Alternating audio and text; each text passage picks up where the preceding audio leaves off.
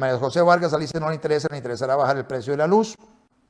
Bajando el precio de la luz, para bajar el precio de la luz tiene que abrir el mercado eléctrico, tiene que permitir la generación distribuida y si hace eso, el ICE, con la estructura de costos que tiene hoy, el ICE quiebra. Esa es la realidad.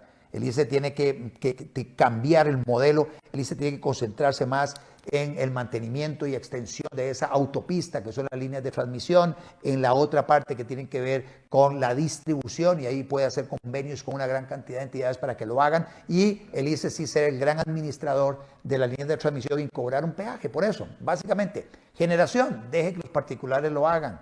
Los particulares con o sin fines de lucro que se metan en esa cosa, que compitan unos con otros, que el despacho eléctrico sea económico, en el sentido de que se ponga a competir todos los días a los generadores de electricidad para que el que vende más barato tenga la posibilidad de colocar de primero su producción y así sucesivamente hasta que se vaya llenando el consumo energético que requiere el país. Eso no estamos inventando el agua tibia, así funciona en muchos otros países. Y de esa manera logramos bajarle el precio sustancialmente a los costarricenses, el precio de la luz, lo que paga una familia por su factura eléctrica, el consumo residencial, que es carísimo. Pero también tiene la otra consecuencia, que es la reducción de la tarifa eléctrica para el consumo industrial. Y el consumo industrial es muy importante porque tiene que ver con la generación de empleo, las posibilidades de generar muchísimo empleo en Costa Rica. Así que es vital, es urgente para reactivar nuestra economía, bajar el precio de la luz. Pero el ICE definitivamente no lo tenemos de aliado de los consumidores. El ICE es aliado de los empleados que reciben un salario en el ICE y que no quieren que básicamente esa empresa con esos salarios que reciben sea modificada para beneficio de todos los costarricenses. Sofía Brenes, veamos cómo está Colby. Fue incompetente a la hora de competir, solo tuvieron ganancias cuando fueron monopolio. Así es, Sofía, hay que vender Colby hoy que vale algo, hay que venderlo ya, para mañana es tarde. Hoy que vale algo, hay que vender Colby. El ICE no tiene la capacidad para competir con empresas tan grandes que en el mercado tecnológico en el que estamos, en esta revolución tecnológica, las empresas privadas tienen mucha facilidad para adaptarse a la nueva tecnología, a los cambios que se están dando. El ICE es como un dinosaurio. Y los dinosaurios se extinguieron porque no tenían la capacidad de adaptación que se requiere para adaptarse a un entorno complicado. Entonces, bueno, el ICE es eso. Y el ICE está condenado a desaparecer muy rápido y que el valor de las cosas que tienen valor se va a perder muy rápido si no se dispone de él ya. Por eso soy de la tesis de que Colby debe venderse en el menor plazo posible. Carlos Chavarría hace un comentario simpaticísimo. Carlos Chavarría y dice: pague lo que le debe el Estado costarricense, cada el político, dice Carlos Chavarría. Y entonces le pregunta: Carlos, dígame usted, ¿qué le debo yo al Estado costarricense? Más bien, póngalo usted, detalle qué es lo que yo debo.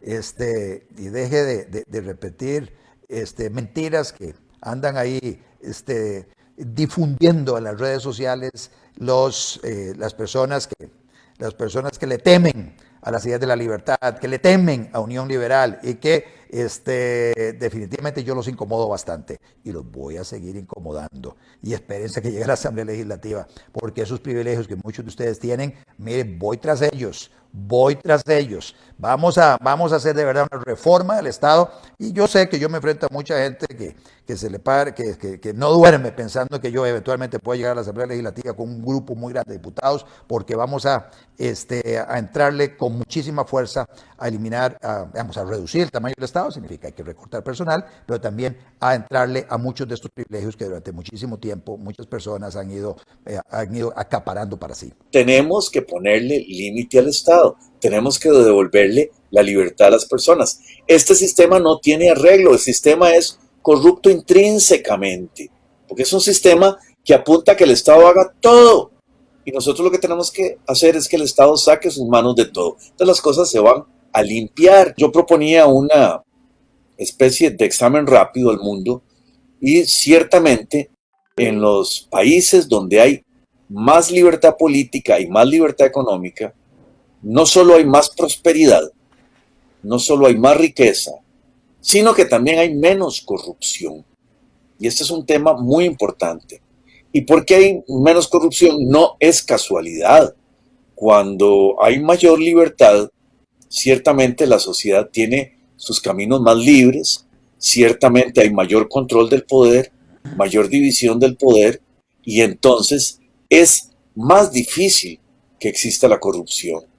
Es más difícil que exista la corrupción porque no todas las cosas están concentradas en manos del Estado.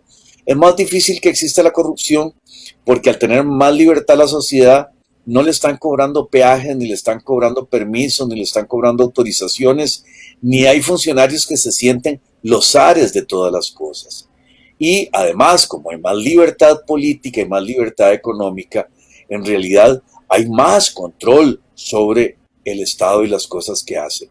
No solo el Estado está restringido a hacer las cosas que le corresponde hacer, no se mete a hacer guaro como aquí, no se mete a tener, como tuvo el monopolio de los seguros, el monopolio de Recope, estas son, bueno, hasta bancos comerciales tiene el Estado. Esto es inusitado. Donde hay más apertura y libertad, estas cosas no existen. Entonces hay menos focos de corrupción y además tiene menos poder el Estado sobre las personas, de manera que para emprender, para hacer, para gestionar, no hay que pasar por el Estado. Eso, por supuesto, permite examinarlo mejor, permite analizarlo mejor, vigilarlo mejor, tenerlo bien amarradito de manos, y se pueden cumplir otros mecanismos, finalidades del sistema democrático de separación de poderes, ¿verdad? Que en un Estado concentrado como el nuestro, con una presidencia imperial, con una estatolatría, básicamente el ciudadano está ciego, no tiene ninguna posibilidad de atender bien lo que hace el Estado. Entonces, resumiendo,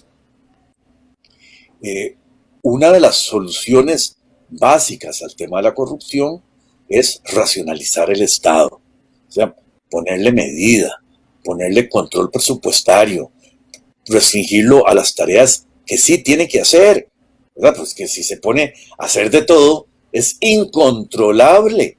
Es incontrolable. ¿Cómo podemos controlar lo que hace en Recope, lo que hace en el IMSS, lo que hace en el ICE, lo que hace en la Caja? En estos días aparecen así los escandalillos de la Caja, que alquiló un edificio que no puede usar en un año, que 700% más le cuesta hacer un call center que lo que costaba tercerizado. Y así podemos seguir en la Caja, sin hablar de los problemas de las mascarillas, sin hablar de las 20,000 cirugías que ya van atrasadas, de toda la consulta externa que no se ha hecho por la pandemia. En la Caja, en el ICE, todos los problemas que salen. Y ahora, en la parte central del Estado, aparecen los otros problemas. Eso es connatural a un gigante, a una cosa elefantiásica. Si nosotros los restringimos, si damos más campos a la libertad, si a través de la acción social la gente puede satisfacer sus necesidades, no solo va a haber más riqueza, no solo va a haber menos pobreza, no solo va a haber más prosperidad y desarrollo, sino que es más fácil vigilar un Estado que tiene que hacer menos cosas, que se tiene que meter menos con la gente y que entonces está restringido a no esconderse detrás de esta maraña de 375 o más instituciones, ¿verdad? Hoy, por ejemplo, estaba leyendo otra noticia, 800 órdenes sanitarias contra el Ministerio de Educación. ¿Qué tal? Nunca ha tenido tanto dinero la educación pública y nunca ha sido tan chapa, ¿verdad? Y quieren hacer las pruebas FARO y entonces son miles de millones para hacer unas pruebitas que no sirven para nada. De paso le meten plata a la Universidad de Costa Rica y a otras instituciones. Bueno, usted quiere evitar la corrupción, empiece por restringir el Estado, empiece por dar más libertades, empiece por dejar que la gente maneje su vida y verá que el Estado tiene menos espacio para corromperse. Ahora que mencionabas varias de las entidades públicas, donde en los últimos días han aparecido diferentes casos de mal uso de fondos públicos, despilfarros, inversiones fallidas, etcétera. Mencionaste la Caja, que básicamente todos los días hay noticias sobre la Caja y las cosas que se hacen mal en la Caja. Es una de las entidades que tiene los presupuestos más grandes, tiene la segunda entidad pública en cantidad de funcionarios. La primera es el Ministerio de Educación Pública. Entonces son dinosaurios y entonces que manejan una gran cantidad de recursos y con eso se presta para todo tipo de abusos. Abusos desde el exceso personal, eso es corrupción, personal que no está haciendo que básicamente se contrata para que no haga nada, todos esos son actos de corrupción. Pero luego también todo lo que pasa, los salarios que se le pagan de más a alguna gente y no lo devuelven, todo lo que mencionabas con las pruebas Faro, lo que mencionabas de las transferencias que hacen a la Fundación Omar Dengo, la poca transparencia de la Fundación Omar Dengo con el tema del manejo de la informática educativa, el tema de las platas que hay para la construcción, reconstrucción de las escuelas, en fin, desastre absoluto. Luego la transferencia que va para las universidades, y ahí también hay historias de historias, pero luego nos metemos en el ICE y vemos todas estas obras fallidas del ICE, los sobreprecios, los costos bestiales, lo que hace el ICE para encarecer la electricidad, impidiendo que haya generación solar, impidiendo que plantas que ya han sido amortizadas, depreciadas, todo, del sector privado, que quieren vender electricidad a 2 centavos de dólar el kilowatt hora al ICE, el ICE dice, no,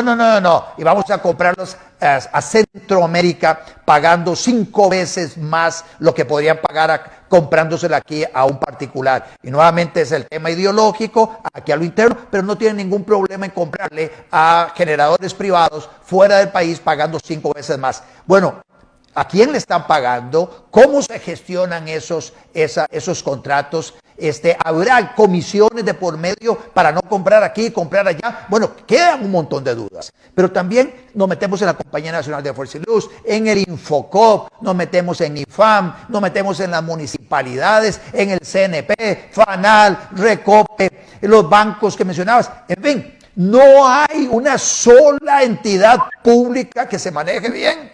Es un desastre absoluto. Y el Estado, por estar metido en tantas cosas, descuida la parte de seguridad ciudadana, descuida la parte de administración de justicia, y tenemos una administración de justicia súper tardada, y cuando es tardada no es justicia. O sea, la justicia que no es pronta y cumplida no es justicia. Y bueno, es un desastre absoluto esa parte. Es sacar de nuestra mente esa idea de que una cosa importante hay que ponerla en manos del Estado.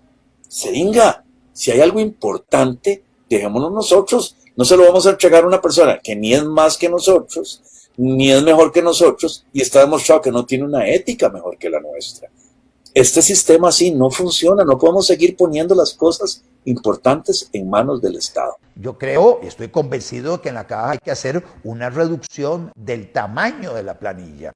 Y hay que tercerizar una gran cantidad de servicios que hoy la caja tiene centralizados, de tal manera que con esa tercerización va a reducir la cantidad de personal que requiere la Caja Costarricense del Seguro Social. Y entre más se incorpore la tecnología y el famoso expediente digital único de salud, el EDUS, bueno, una vez que se generalice la utilización de ese expediente digital, obviamente muchísimas personas que realizan una función hoy jalando expedientes para un lado y otro y actualizándolo, etcétera, todas esas personas dejan de tener una utilidad para la entidad, en este caso para la Caja Costarricense del Seguro Social, y por eso necesariamente hay que reducir el tamaño de la caja. El tema del garrotazo arrocero. Este es un tema que hemos estado analizando en estos Facebook Live recurrentemente. Ahora traigo a colación este artículo de Daniel Suchar sobre el tema, y la verdad es que mejor escuchémoslo él. Daniel, bienvenido a este Facebook Live. Hola Otto, muy buenas noches para ti y para toda la audiencia. Y entrando ya en materia, por supuesto, es un garrotazo, porque en un momento tan importante como el que está sucediendo en Costa Rica, donde tienes un entorno de desempleo, de golpe en el tema de los impuestos que andan dando vueltas, que ya nos tienen ahogados, y todavía tienes un atentado a subir prácticamente el cereal más importante de la canasta básica, definitivamente para mí es un garrotazo, que en este caso se llama arrocero por el tema del arroz, que lo hemos hablado muchísimo tiempo atrás y que hoy sigue siendo parte de estos monopolios proteccionistas para lamentablemente proteger a unos pequeños y no hacerlo a favor del consumidor final. Otto. En tu artículo mencionas que el tema es particularmente dramático porque estamos ante más o menos un 18% de desempleo. Mencionas que más o menos hay un 16% de personas que tienen empleo parcial, subempleo. Eso suma más o menos unas 900,000, poco más de 900,000 personas sin ingresos o ingresos muy reducidos.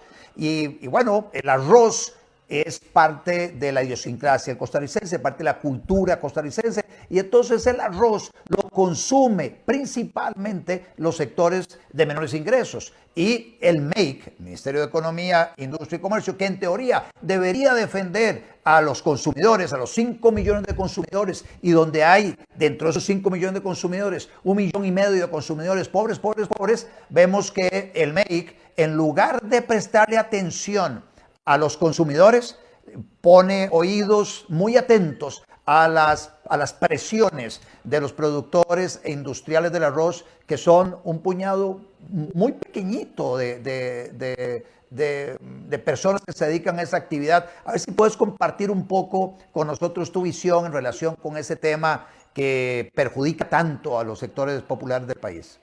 Mira, lo he contado explícitamente en mi artículo y anteriormente también hemos conversado sobre el tema. Cuando vemos que existe un proteccionismo enfocado en proteger un grupo de amigos y que ese grupo de amigos, cuando tiene algún tipo de beneficio, que en este caso es la Conarroz, porque estamos hablando del arroz, que tiene ese beneficio que cuando puede declarar desabastecimiento nacional, tiene la posibilidad de importar arroz con un arancel prácticamente en cero, que lo deja muy lejano a estas empresas que se dedican también a la importación de arroz, pero que tienen que pagar un arancel por encima del 36%, definitivamente no hay un juego legal en todo esto. Y es que si estuviésemos en lugares de membresía o estamos hablando de clubes privados, eso es un tema de libre elección, pero aquí estamos hablando, Otto, y para los que nos siguen, de el producto más importante. El 60% prácticamente del país consume una vez al día el arroz en alguno de sus platos. Usualmente va a ser enfocado en el desayuno o el almuerzo, y digo desayuno por el tema del gallo pinto. Entonces, vuelvo a repetir, Otto, cuando vos tenés la iniciativa de proteger a 10 personas, porque eso es lo que tiene la Conarroz, que son un grupo que tiene ese beneficio, y no solamente ese beneficio, sino que también tiene el poder, valga la redundancia, de llegar y tocarle la puerta al Ministerio de Economía, Industria y Comercio, pararle y decirle, yo soy el que manda, y que lamentablemente el Ministerio no puede, parársele firme, no se cede a las peticiones. Lamentablemente es lo que todos conocemos en finanzas internacionales como un proteccionismo a personas muy específicas y no a una población. Y te voy a contar, Otto, algo que no lo dice el artículo, pero lo hemos hablado en distintas ocasiones. Cuando estás en presencia de un proteccionismo, tienes que pagar el privilegio de alguien que va a ganar plata, tienes que pagar el privilegio de un dinero o de un artículo con un valor más arriba. Por eso es que nosotros tenemos un arroz caro, y aquí se empiezan a pelear que es el tercero, que es el segundo, que es el sexto. Al final es un arroz caro, ¿me entiendes? Es un arroz caro. Y si nosotros tenemos que ver la radiografía que hay en Costa Rica, el 35% del arroz que se consume en Costa Rica es producido internamente, y el 65%, por supuesto, tienes que suplirlo con importaciones. Te estás dando cuenta que estás protegiendo a alguien que no es competitivo o que lamentablemente está sacando una partida muy jugosa de todo esto. Y cuando hablo de esta partida jugosa, quiere decir que cuando declara el desabasto, él recibe ese beneficio de 36-37% de no arancel, y que cuando lo importa, ese dinero que deja de pagar en arancel no lo transfiere al precio final. O sea, ese margen grandototote de 36%, que les digo, 36% en commodities es un montón, porque si estuviésemos hablando en tecnología, no estaríamos hablando de temas de medicinales que no tienen una alta rotación, por supuesto se puede considerar que este tipo de márgenes son habituales en el comercio. Pero cuando estás hablando de la alta rotación que tiene un commodity, 36% es abismal, Otto. Así que estás hablando de que le estás dando plata a ciertas personas. Y bueno, para ser un poquito más extenso en todo esto, prácticamente los primeros 3 dueños de la Conarroz se llevan casi el 70% de las ganancias. El 70% de las ganancias por no producir, porque producen básicamente el arroz que se consume, qué sé yo, una tercera parte del año, las otras 2/3 partes del año todo se importa, pero el margen que ellos tienen, se lo dejan ellos y se lo distribuyen de acuerdo a el área sembrada de ellos o el área o la cantidad de arroz procesada por los industriales. Así que, como vos decís, los más grandotes se llevan ese montonón de dinero sin haber trabajado, algo que es espeluznante. Totalmente, y también es espeluznante, Otto, otra de las cosas importantes que hemos dicho, hemos conversado, y que cuando se demuestran los estudios, porque no es Daniel Sucher hablando o Otto Guevara hablando, ahí estamos utilizando argumentos. La OCDE hace unos cuantos meses atrás hace un estudio completo de Costa Rica, no del arroz, de completo de Costa Rica, y dice, señores, en el ámbito del azúcar y el ámbito del arroz hay que abrir o romper el monopolio que se tiene para tener libertad, y puedes estar bajándole incluso hasta un 50% del precio del arroz al consumidor final. Eso lo está diciendo la OCDE, y me llama muchísimo la atención que cuando yo estaba invitado a algunos programas para debatir, el argumento es la OCDE miente, ¿no? O sea, entonces es algo que es recurrente en algunas personas que son que proliferan el tema de los proteccionismos. Luego, unos meses también después, llega un estudio de un investigador dentro del Banco Central que habla y llega a la misma conclusión de la OCDE, con otros argumentos, con otras investigaciones, ya números más científicos, donde dice que hay que abrir el mercado costarricense del arroz, y que uno de los argumentos que utilizan los voceros de la Conarroz, no lo estoy diciendo hoy, aquí es algo que todo el mundo lo conoce, es que se van a perder miles de empleos. Y en ese estudio, que está basado con este investigador del Banco Central, se habla de que primero en el ámbito del arroz hay casi 7,000 personas entre productores y distribuidores. Eso es lo primero. Y lo segundo, en los análisis de estrés, si usted baja el precio casi un 40%, solamente estarías golpeando hasta casi 700 personas a nivel, digamos, de la reestructuración de todo esto. Y el mismo estudio lo dice, Otto, de que estas 700 personas, por el dinamismo de las aperturas económicas, ya sean zonas rurales o aledañas, estarían siendo absorbidas por otros regímenes, como puede ser otra parte agropecuaria, por la parte comercial o industrias de la construcción. O sea, que no es que estarías pegándole al nivel de desempleo como muchos voceros de la Conarroz lo han dicho, o defensores también, digamos, del proteccionismo. No, estamos hablando de la Conarroz porque es el ente que defiende todo esto, pero también hay voceros que se prestan para todo esto. Entonces, es ahí donde te comento que hay dos tipos de estudios, más allá del aprendizaje empírico que todos tenemos cuando vemos que existe una falencia a la hora de determinar el precio del arroz, que los mismos jerarcas de la Conarroz, cuando ven que el Ministerio de Economía, Industria y Comercio no cede a sus deseos, la tildan de todo lo malo, pero cuando ven que sí los chinean o que sí les dicen que les van a hacer o les van a cumplir las peticiones, ahora sí son los buenos de la partida. Y te lo digo, Otto, porque la última vez que se habló de poder abrir el tema del monopolio arrocero, del proteccionismo, al final terminan reuniendo un domingo a las 3 de la tarde, cosa que yo personalmente me extraña que el Ministerio de Economía, Industria y Comercio se vaya a reunir un domingo a las 3 de la tarde para esto, cuando se hubiese reunido para otras cosas, pero en esto lo hizo, firmó un decreto, firmó un documento entre ellos, entre amigos, y que ni siquiera la prensa estuvo invitada. Nosotros los analistas lo vemos hoy, digamos un día después, pero la prensa ni siquiera estuvo invitada. Entonces, el que no la debe no la teme. Y aquí tienes el ejemplo contrario, Otto. Un último comentario, Daniel, aprovechando que mencionaste el tema del azúcar.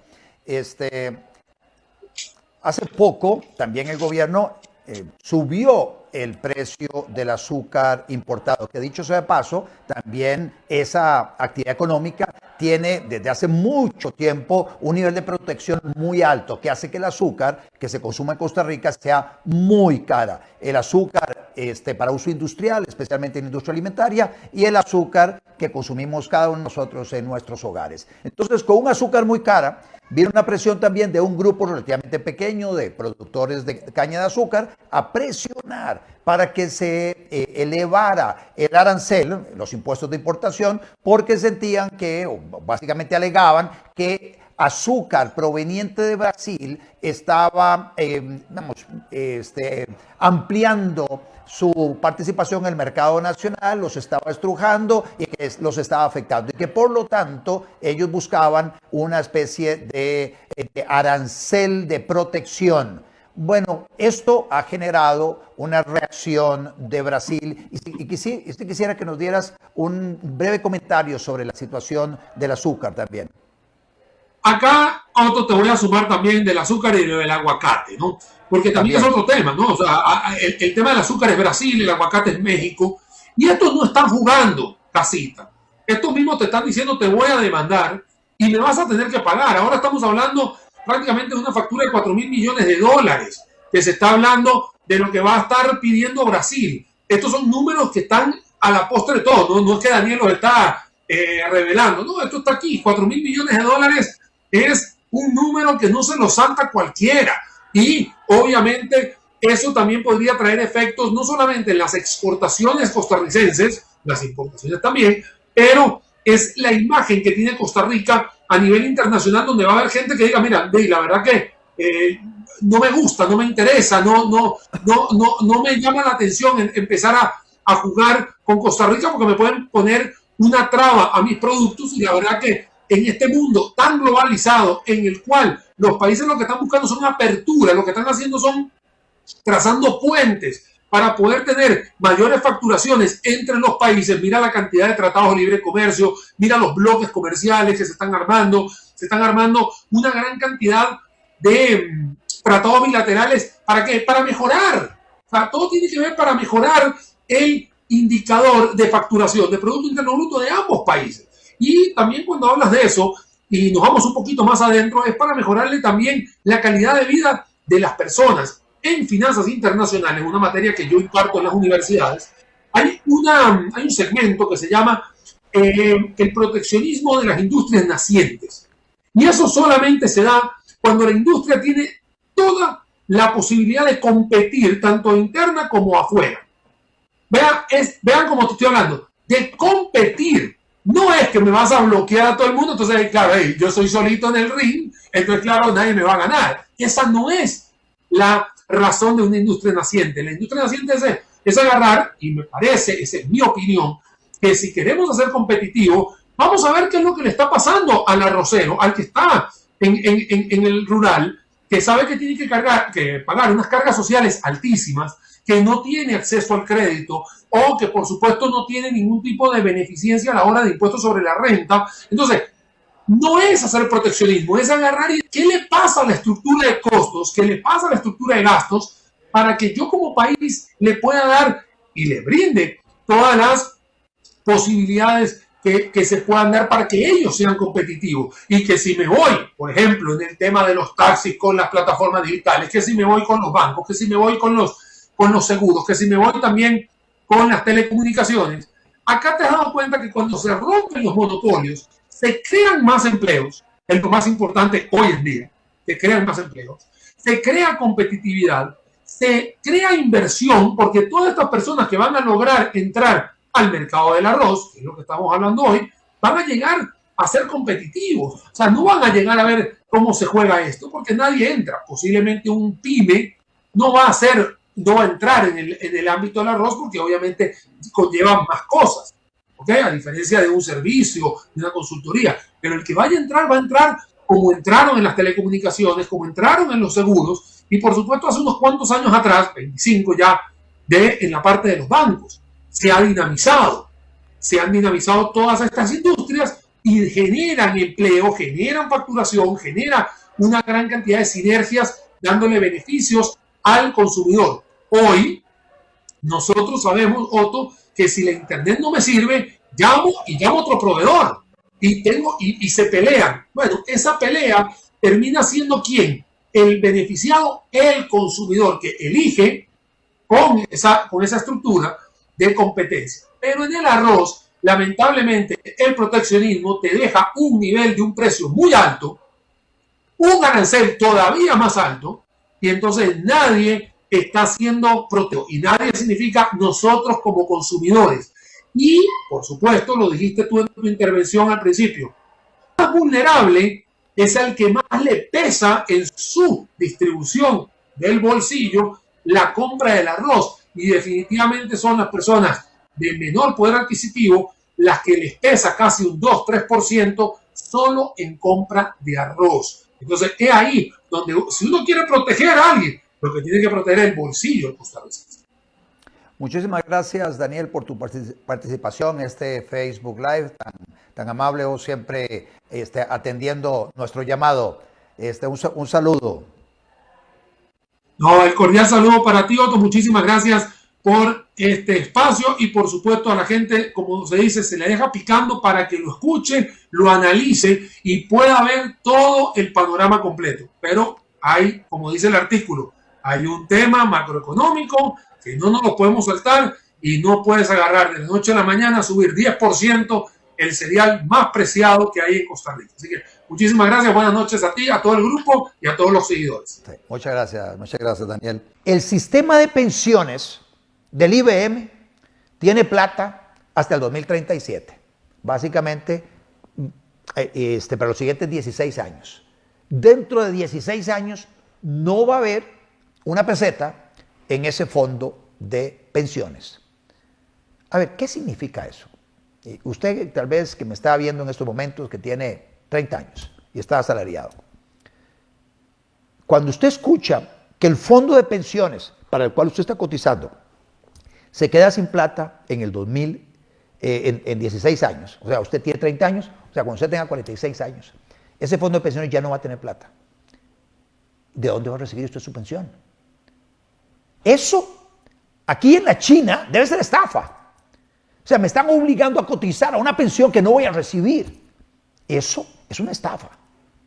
Y me parece que esto hay que resolverlo de una vez y por todas ya. Y hay que migrar de inmediato a un sistema de capitalización individual para que esta persona de 30 años o aquella persona que está empezando a cotizar a los 20 años, a los 22, 23, 25 años, estos jóvenes que están empezando a construir su ahorro para la vejez, lo hagan en una cuenta de capitalización individual y no alimenten más a un sistema que es un sistema piramidal que requiere para que se sostenga que haya mucha gente cotizando para que estos vayan pagando la pensión de los que se van, retirando, se van pensionando, van dejando de trabajar. Cuando la expectativa de vida va creciendo, no hay manera, no hay plata en el mundo que lo pueda aguantar, a no ser que nos salgamos de ese sistema piramidal, de ese sistema de reparto, que nuevamente es un sistema como el de este carajo Maddox que condenaron en Estados Unidos por pagar unos intereses muy altos. Entonces la gente decía, bueno, yo voy a invertir con este carajo porque me paga unos intereses altísimos, y entonces con la plata que le estaba ingresando le pagaba los intereses a los que le dieron la plata inicialmente a él, todo muy bien, hasta que ya alguna gente empezó a cuestionarse cómo era sostenible eso. Alguna gente dijo, no, voy a liquidar las inversiones que tengo con esta persona, deme la plata de vuelta, y ahí se dieron cuenta que no había tal plata, y aquello se cayó como un castillo en naipes. Y el tipo terminó en la cárcel y acaba de fallecer recientemente en la cárcel. Entonces, eso está pasando con el sistema de pensiones del IBM, es una estafa. Por eso es que hay que migrar cuanto antes a un sistema de capitalización individual, donde cada quien va construyendo su pensión.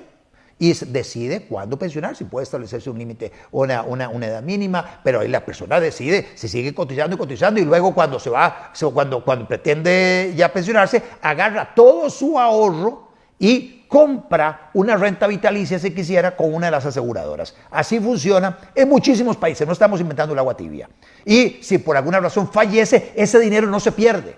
Ese dinero va entero, todo su ahorro, más los intereses compuestos, va a sus herederos. Eso no sucede hoy con el sistema de pensiones de la Caja, el sistema de IBM, que insisto, es una estafa. Y eso hay que ver de qué manera lo transformamos en una forma urgente. De lo contrario, se corre el riesgo de que toda la población en Costa Rica se quede en 16 años sin pensión. La Caja Costarricense del Seguro Social está persiguiendo a todos los trabajadores independientes con el propósito de sacarles plata. Básicamente se ampara la Caja Costarricense del Seguro Social de que en el año 2000, cuando se aprobó la Ley de Protección al Trabajador, se le metió un transitorio que decía que a partir del año 2005, supuestamente, los trabajadores independientes debían cotizar a la Caja. Y luego, pero no decía nada más que eso, o sea, eran 2 renglones.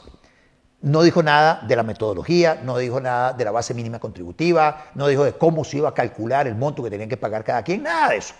La Junta Directiva, unos años después, emite un reglamento estableciendo básicamente las condiciones bajo las cuales un trabajador independiente tiene que cotizar a la Caja.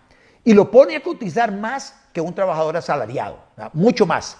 Pero luego no solo eso, toma en consideración la Caja para fijar cuánto debe cotizar el trabajador independiente, todo tipo de ingresos. Los ingresos brutos que recibe alguien, sin tomar en consideración si esta persona, para producir su renta, incurre una gran cantidad de gastos que inclusive hacen que sus ingresos totales se vuelvan nada, porque básicamente con sus gastos básicamente se le da lo comido por lo servido. A la Caja le vale un pepino eso. Y empieza a hacer traslado de cargos a todos los trabajadores independientes, en algunos casos cobrando sumas de muchos millones de colones a los trabajadores independientes.